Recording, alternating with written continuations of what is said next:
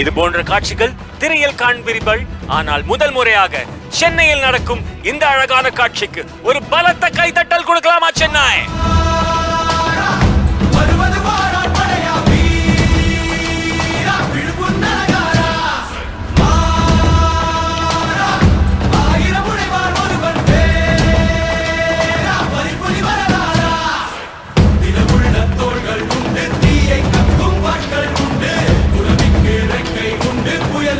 இது போன்ற காட்சிகள் திரையில் காண்பீர்கள்.